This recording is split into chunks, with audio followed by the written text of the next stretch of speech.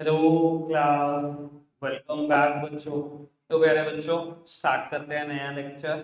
बेटा, नया लेक्चर एक नए टॉपिक से स्टार्ट कर रहे हैं। हमने डिबेंचर का इंट्रो पढ़ा, देन डिबेंचर की सारी मेरिट्स पढ़ी पांच।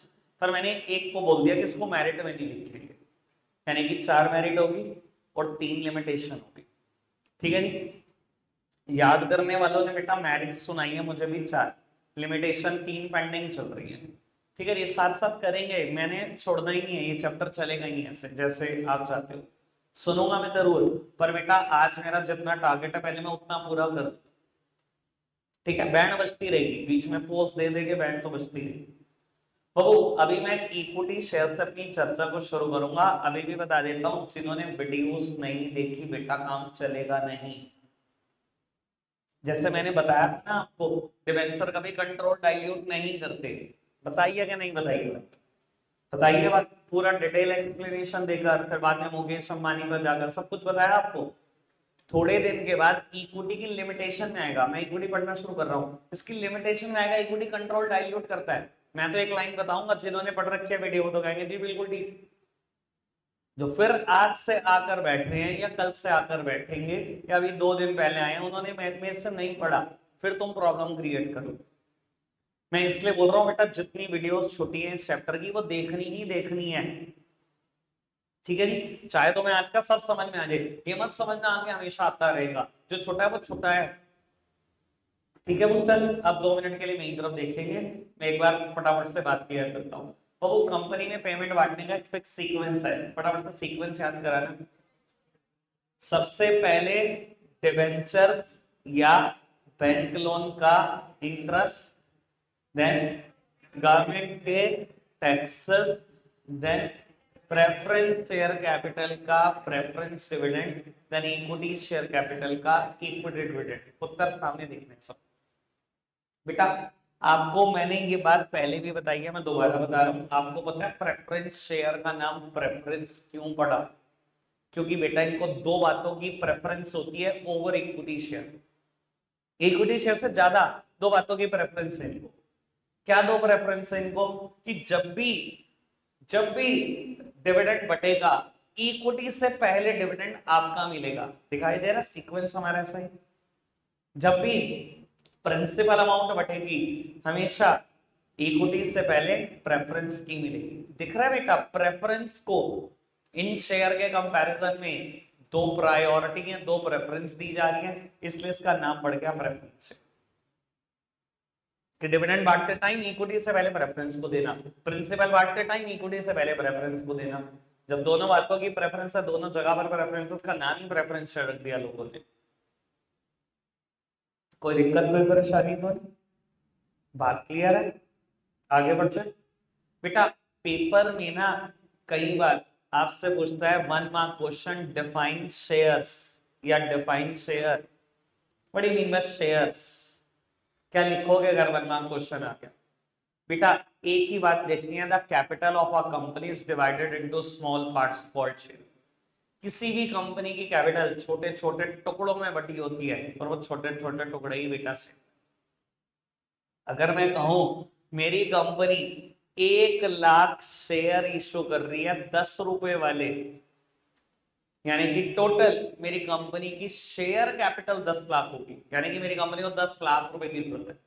मेरी कंपनी की शेयर कैपिटल 10 लाख रुपए है। टोटल जो शेयर से मैंने कैपिटल उठाई हुई है वो 10 लाख रुपए है। बेटा इसमें शेयर क्या है? 10 रुपए का है क्या बस? 10 10 रुपए वाले 1 लाख है। कहता है capital of a company is divided into small parts. किसी भी कंपनी की कैपिटल बहुत छोटे छोटे टुकड़ों में बटी होती है, वो छोटा टुकड़ा शेयर है। समझ में आती है बात? चलो जी बेटा, अब इक्विटी शेयर का श्री गणेश कर सकते हैं हम। बेटा एक काम करेंगे आप, यहां से लेकर यहां तक इंट्रोडक्शन पढ़ना इशू ऑफ शेयर का। ये अभी इक्विटी शेयर का इंट्रो नहीं है, वो मैं खुद पढ़ूंगा। ये दोनों शेयर का इंट्रो है, यहां से लेकर यहां तक पढ़ना फटाफट से।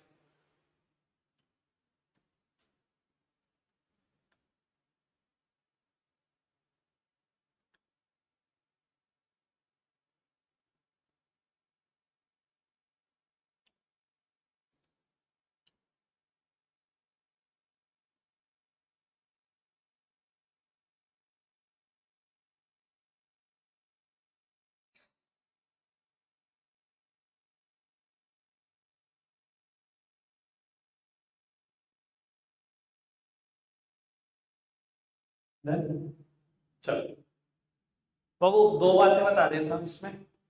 देखो उसने कहा हर शेयर की एक नॉमिनल वैल्यू होती है। ये देखो each share has its nominal value, मतलब कहता है हर शेयर की एक नॉमिनल वैल्यू होती है। नॉमिनल वैल्यू मतलब फेस वैल्यू, या बहुत प्यार से बोलना चाहो तो एमआरपी बोल सकते हो, लिखोगे कहीं नहीं, अपने आप को समझाने के लिए बोल सकते हो।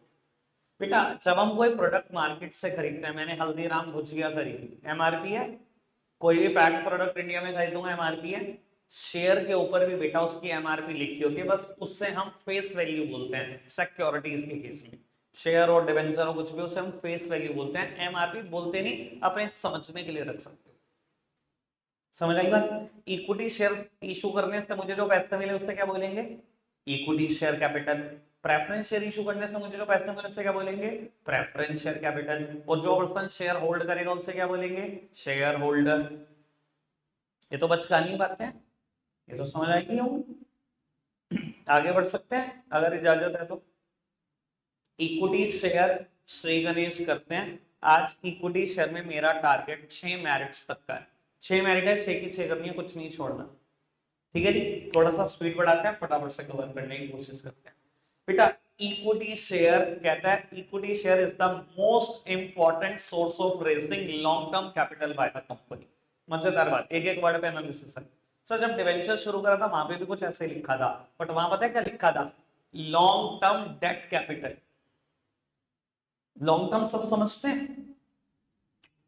डिवेंचर के केस में डेट लिखा था, डेट मतलब कर्जा, डिवेंचर कर्जा है, यहाँ लिखा डेट, कर्जा नहीं है ये। जिसके पैसे कभी वापस नहीं होते, सिर्फ दो ही चीजें हैं ना आपके कोर्स में, एक इक्विटी शेयर एक रिटेन्ड अर्निंग। इन्हें मैं क्या बोलता हूं, ऑनर्स फंड। ऑनर्स फंड है ये, डेट नहीं है ये। बाकी सब दुनिया में डेट है, इन दोनों को छोड़ देना। तो वो लॉन्ग टर्म मतलब जो बच्चे आ जाए उनके लिए बोल रहा हूं। अगर कंपनी किसी सोर्स से पैसे लेकर 1 साल में वापस कर दे, उसे हम बोलते हैं short term source of finance. 1 साल में अगर किसी के पैसे वापस करने होंगे तो बोलेंगे शॉर्ट टर्म, 1 से 5 साल में वापस करने होंगे तो बोलेंगे मीडियम टर्म, और 5 साल के बाद वापस करने होंगे तो बोलेंगे लॉन्ग टर्म। मैं कह रहा हूँ इक्विटी शेयर के पैसे तो पूरी जिंदगी वापसी नहीं करती कंपनी, ये तो है ही लॉन्ग टर्म। 5 साल के बाद वापस करने वाले को लॉन्ग टर्म बोलते हो, इक्विटी के तो पैसे पूरी जिंदगी वापसी नहीं होने, ये तो है ही लॉन्ग टर्म। पहली लाइन समझ आई, आगे बढ़ो। Equity share represent the ownership of a company and thus the capital raised by issue of share is known as ownership capital or owner fund। बेटा कहते हैं इक्विटी शेयर रिप्रेजेंट करते हैं ownership. क्यों, वोटिंग राइट है इनके पास, जिसके पास vote करने का अधिकार है वही तो ओनरशिप राइट रखता है, वही तो मालिक है। कहते हैं इसलिए अगर इक्विटी शेयर से आप पैसे ले रहे हो उसे हम बोलते हैं ओनर्स कैपिटल, ओनर्स फंड। ये तो मैं पहले ही बता चुका हूं। ठीक, बढ़ाएं आगे, कुछ पूछना है, 2 लाइनों में आगे बढ़ो। तीसरी, equity share capital is a prerequisite to the creation of company. बाबू कोई बताएगा मेरे को इसका मतलब क्या है, प्री रिक्विजिट का मतलब समझते हो, मतलब प्री रिक्वायरमेंट। कहता है इक्विटी शेयर कैपिटल से पैसे लेना कंपनी को क्रिएट करने के लिए प्री रिक्वायरमेंट है, मतलब कंपनी इन पैसों के बिना क्रिएट नहीं हो सकती। तो बताएगा इसका मतलब, चलो मैं बताता हूँ। अच्छा क्या बताओ, 2 मिनट के लिए कंपनी को छोड़ो, सोल प्रोप्राइटरशिप को दिमाग में रखो। मान लो मैं एक धंधा शुरू करने जा रहा हूँ, धंधे में करोड़ रुपए की जरूरत है, और मैं कह रहा हूँ मैं अपना 1 रुपया डालूंगा, जीरो, सारा लोन चाहिए करोड़ का करोड़, बैंक दे देगा? फटाफट से बताओ जल्दी से। कर्जा लेना है कहीं से लो, चाहे थर्ड पार्टी से लो चाहे बैंक से लो, दे देगा कर्जा? क्या कहेगी थर्ड पार्टी या बैंक, भाई तेरा आइडिया, अपने आइडिया में तो 1 रुपया भी इन्वेस्ट नहीं करेगा, हम करें सारा? उन्हें हमेशा डर लगेगा। होता क्या कहेंगे, देखो ज्यादातर केस में बैंक आपको उतना ही लोन दे सकता है जितना आपने अपने प्रोजेक्ट में खुद इन्वेस्ट किया। मैं 50 लाख इन्वेस्ट करूंगा ना, बैंक 50 लाख दे देगा। मैं 25 लाख लगाऊंगा अपने वर्क में, बैंक तो 75 लाख दे दे, बैंक कभी नहीं लगाएगा। और मैं जीरो लगाऊं और बैंक को कहूं करोड़ दे दे, कोई भी नहीं लगाएगा। कोई मेरे आइडिया में कितना इन्वेस्ट कर सकता है, जितना मैक्सिमम मैं कर सकता हूं उतना ही कर्जा मिल सकता है मुझे। अब सेम बात कंपनी के लिए भी तो है। ये ओनर फंड है, मालिकों का पैसा। मैंने कहा जी मालिक तो लगाएंगे जीरो, आओ लोन लोन ले लेंगे हम। करोड़, 10 करोड़, 20 करोड़, कोई दे देगा लोन? सब डरेंगे ना। फटाफट से बताओ, ईमानदारी से कोई लोन दे देगा क्या? उन्हें क्या लगेगा, कल ही छोड़ के भाग जाएंगे देश, फरार हो जाएंगे हमारा पैसा लेके। अपना 1 रुपया नहीं लगा रहे, सारा हमारा लगवा रहे, भागेंगे। कंपनी क्रिएट ही नहीं होती बिना इक्विटी कैपिटल के। जब आप अपना पैसा डालोगे तभी लोग कर्जा देंगे, वरना कोई दुनिया कर्जा ही नहीं देगी आपको, बेटा भूल जाओ। समझ में आई बात? तो कंपनी क्रिएट करने के लिए प्री रिक्वायरमेंट है इक्विटी शेयर कैपिटल। आप पैसा डालोगे तभी दूसरे डालेंगे, वरना कोई नहीं डालेगा। क्लियर बात? ओके बात, आगे बढ़ सकते हैं। कहता है equity share holder do not get a fix dividend. Equity वालों को फिक्स डिविडेंड तो नहीं मिलता, वो तो प्रेफरेंस को मिलता है। इक्विटी को तो नहीं मिलता, इक्विटी के सामने कोई रेट ही नहीं होता। But are paid on the basis of earning by the company. कहता है इक्विटी वालों को फिक्स डिविडेंड नहीं मिलता, ये कंपनी की अर्निंग पे डिपेंड करता है। ज्यादा बच के तो ज्यादा बांट जाएंगे, कम बचे तो कम बांट देंगे, नहीं बचेंगे तो नहीं बांटेंगे, लॉस हुआ फिर भी नहीं बांटेंगे। ठीक है, आगे बढ़ो जी। कहते हैं they are referred to as residual owner. कितने दिन से बोल रहा हूं मैं, चैप्टर नंबर 2 करा रहा था तब से बोलता हूं इक्विटी वालों को रेजिडुअल ओनर। आज आगे क्लियर हुई बात, कि किताब में भी नहीं लिखी है। तो यही तो है भैया हमारे साथ समस्या, हमारी बात क्लियर होने में 6-6 महीने लगेंगे, पर भाई बोलेंगे सच, रटवाएंगे कुछ नहीं। तो बाबू कहते हैं they are referred to as residual owner. अगर मैं बेटा चैप्टर 2 कराते टाइम किताब में 8वें चैप्टर में ले जाके कहता बेटा देख लो, कंफर्म कर लो, यहाँ लिखा हुआ है, क्या ही फायदा होता उसका। बाबू कहते हैं इक्विटी वालों को रेजिडुअल ओनर कहते हैं, क्यों?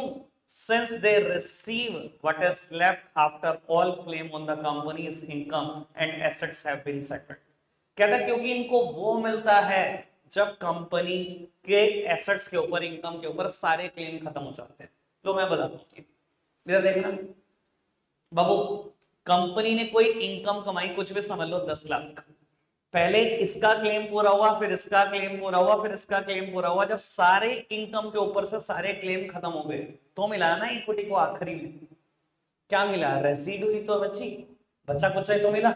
सेम वे बेटा, मेरी कंपनी की एसेट है 1 करोड़, कोर्ट ने कह दिया कंपनी आप धोखा दे रहे हो लोगों को, हमने देख लिया आपका बिजनेस मॉडल, धोखा देने के लिए बने हो, बेचो सारा सामान, सबके पैसे चुकता हूं।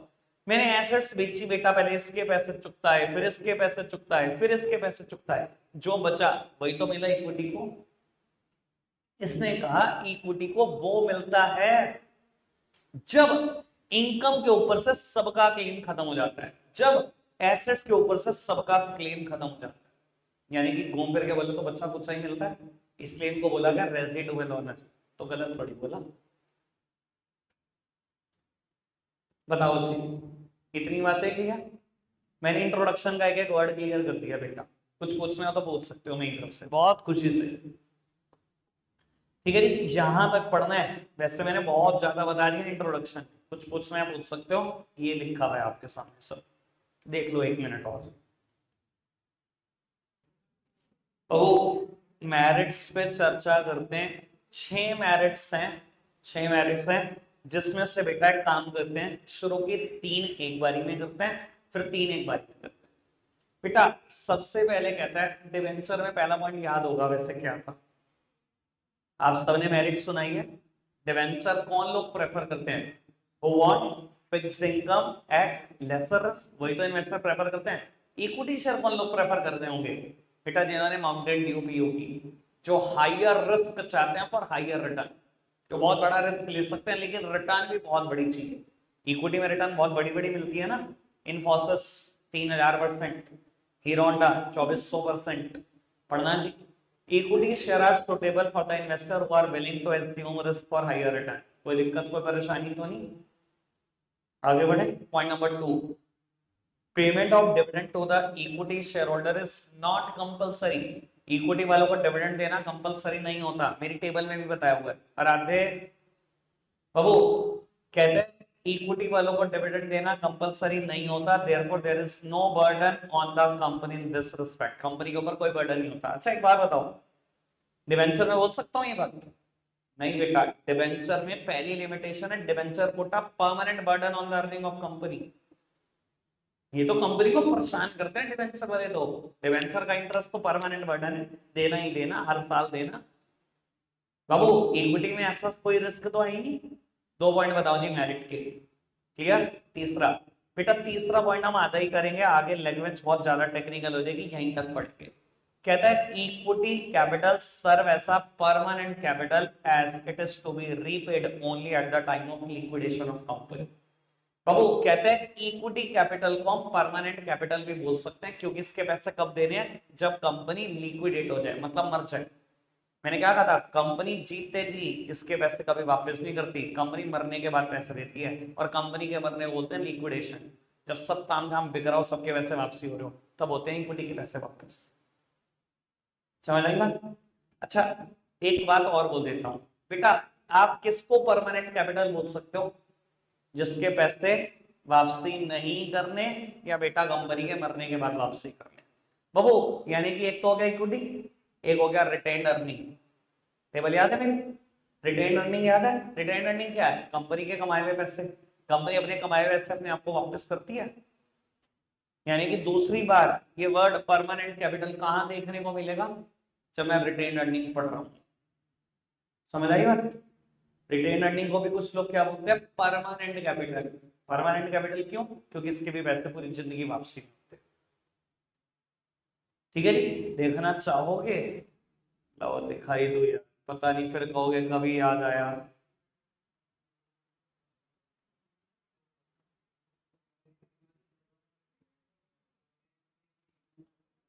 प्रभु रिटेन अर्निंग की मेरिट का पहला पॉइंट है, देखना बराबर से शक्ल देख लो बस। Retain earning is a permanent source. उस दिन मत पूछना जिस दिन अब कराऊंगा, ठीक है ना बात। इक्विटी अगर परमानेंट कैपिटल है, तो रिटेन अर्निंग भी परमानेंट कैपिटल है, पूरी जिंदगी इनके पैसे वापसी नहीं होते बेटा। चलो जी बाबू, 3 मेरिट्स करा दी, फटाफट से प्रॉब्लम पूछो तीनों मेरिट में। कोई प्रॉब्लम, किसी की कोई दिक्कत, कोई परेशानी।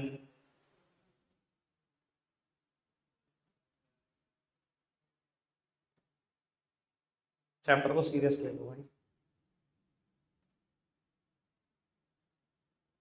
कोई परेशानी किसी, तीनों बातें 100% क्लियर। आगे बढ़ सकते हैं हम उत्तर।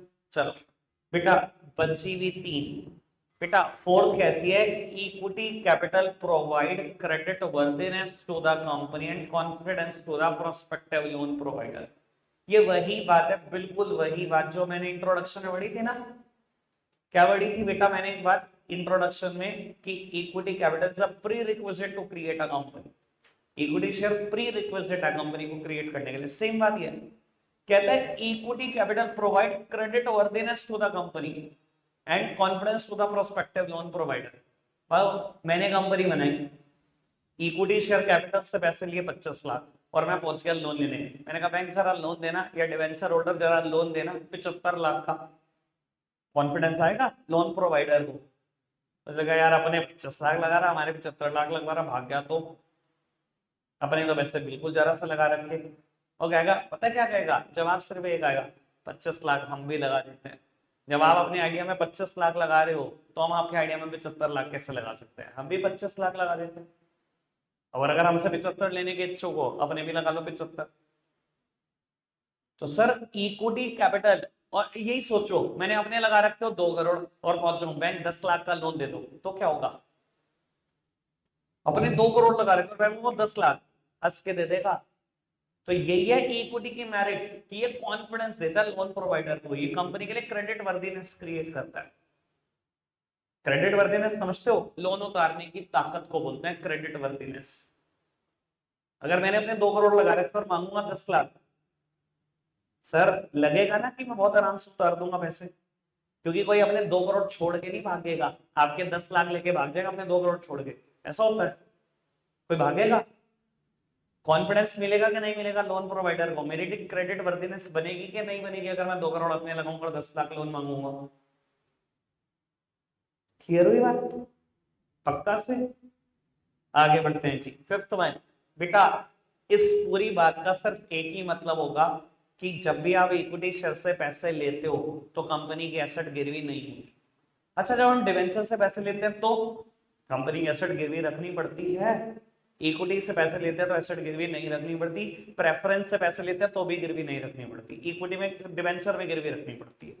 पढ़े, कहता है fund can be raise through issue of equity share without creating any charge on the asset of the company. The asset of a company are therefore free to be mortgaged for the purpose of borrowing if the need be. बाबू देखो एक बात सुनो, company के asset पे charge आना, charge on the asset of company, और company के asset mortgage होना, और कंपनी के एसेट हाइपोथिकेट होना, ये तीनों वर्ड एक जैसे, तीनों का मतलब एक ही होता है, गिरवी होना। अगर मैं बोलूं कंपनी के एसेट के ऊपर चार्ज आ गया, या मैं बोलूं कंपनी ने एसेट मॉर्टगेज कर दी, या मैं बोलूं कंपनी की एसेट हाइपोथिकेट हो गई, तीनों का मतलब एक ही होता है कि एसेट गिरवी हो गई। यहाँ लिखा हुआ है कि कंपनी के एसेट पे कोई चार्ज नहीं आएगा, without creating any charge on the asset of the company.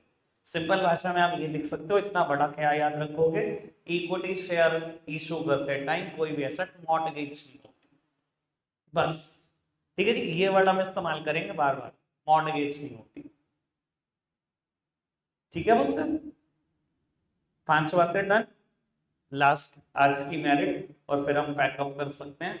बेटा कहता है democratic control over management of companies assured due to the voting right of equity share.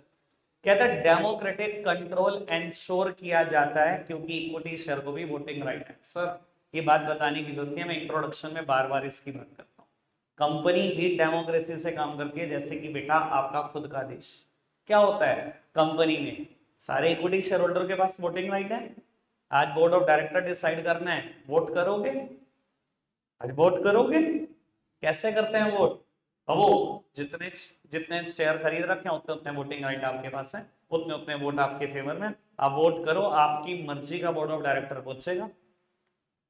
तो बेटा कहते हैं डेमोक्रेटिक कंट्रोल इंश्योर किया जाता है, बिल्कुल वैसे ही जैसे बेटा आप हर 5 साल के बाद वोट करते हो एमएलए के लिए या एमपी के लिए या बेटा मेयर के लिए या बाबू पार्षद के लिए हम वोट करते हैं ना, बिल्कुल वैसे ही बेटा वोटिंग सिस्टम कंपनी में भी है, मेजॉरिटी विल रूल। कोई दिक्कत कोई परेशानी, 6 मेरिट बिल्कुल इजी हैं। सर देखो क्या कभी ऐसा हो सकता है कोई क्वेश्चन 6 नंबर में आए और कहे इक्विटी की 6 मेरिट बता दो, सर नहीं हो सकता। मेरा सिर्फ ध्यान एक चीज पर रहता है कि मैं देखो आज तक कभी किसी पेपर में 4 मेरिट भी नहीं पूछी गई, ज्यादा से ज्यादा पूछते अगर कोई चीज टॉपिक 6 नंबर में तो 3 मेरिट 3 डे मेरिट पूछी जाती है, पर मेरा मेरिट में फोकस हमेशा रहता है कि मैं 4 याद करा दूं, और डी मेरिट में रहता है कि 3 याद करा कर चले, क्योंकि ज्यादातर पोर्शन में ना बेटा डी मेरिट 3 से ज्यादा है नहीं। कई जगह पे आप देखोगे जैसे डिबेंचर में देखा है ही 3, तो कैसे 4 पूछ लेगा कोई आदमी। क्लियर है बात। अब जब याद करेंगे तो बताऊंगा इसमें क्या करना है, हमने तो आसान ढूंढना है, मतलब सबका पता होना चाहिए पर ढूंढ लेंगे आसान अपने याद रखने के लिए। ठीक है जी, कल बाबू आपको पता लग जाएगा सिर्फ 4 लिमिटेशन है, मैं कितनी देर में करा सकता हूँ ये आपको पता है। ठीक है जी, सर 5-7 मिनट लगेंगे, कल आते डिवेंचर की 3 लिमिटेशन तैयार रखना और इक्विटी में 4 मेरिट।